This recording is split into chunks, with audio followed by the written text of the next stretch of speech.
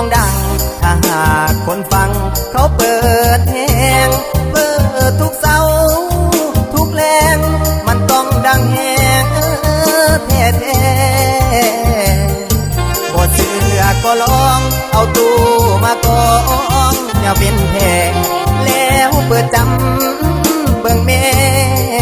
มันต้องดังแท้แน่นอนเปิดโฆษณาเปิดมือละ24 ชั่วโมงเปิดใส่ตู้ลำโพง